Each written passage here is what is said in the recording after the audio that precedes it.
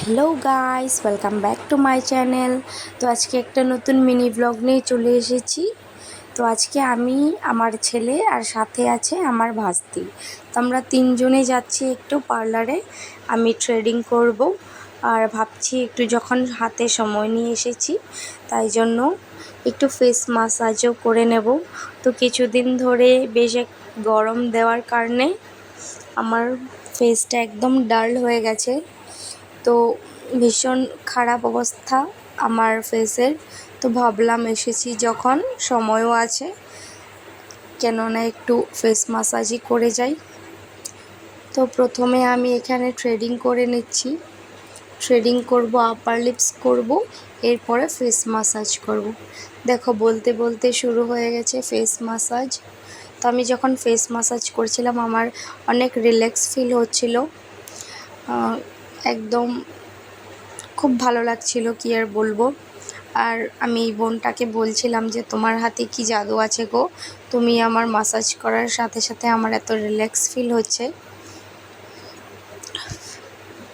তো আমার মুখে একদম অনেক পিম্পলও হয়ে গেছিলো কিছুদিন যাবৎ, গরমটা খুব বেশি পড়ার কারণে। তো এই যে আমার দুষ্টু পুরো টাইম আমার সাথেই ছিল, 1 মিনিটের জন্য এদিক ওদিক হয়নি। ও ভাবছে মা কি করছে, আমি এখানে বসে বসে দেখব। আমি বলছি যে ওখানে গিয়ে বসো, লেগে যাবে। না বলছে না না না, শুধু নাই বলে গেল, একদমই সরেনি।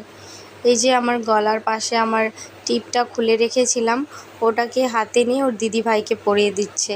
ওই যে দেখো আমার কপালেও লাগিয়ে দিচ্ছে আবার। খুব দুষ্টু হয়েছে। আর আমি যেখানে যাই আমার ছেলেকে আমার সাথে নিয়ে যাই। আমার ঘরে কেউ নেই আমার ছেলেকে রাখার মতো। আমি আমার হাজব্যান্ড দুজনেই যেখানেই যাই আমাদের সাথে করে নিয়ে যাই। তো ঘরে কেউ না থাকাতে আমার অনেক অসুবিধা হয়ে যায় ছেলেকে নিয়ে। তো আমি আমার সাথে রাখি এনি টাইম।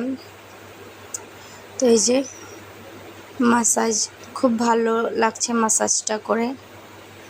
এই যে দেখো আমার মাসাজটা কমপ্লিট। তো আজকের মতো ভিডিওটা এখানেই শেষ করছি। দেখা হবে আর একটা নতুন ভিডিওতে। যদি আমার ভিডিওটা ভালো লেগে থাকে অবশ্যই লাইক কমেন্ট শেয়ার করে আমার পাশে থেকো। টাটা।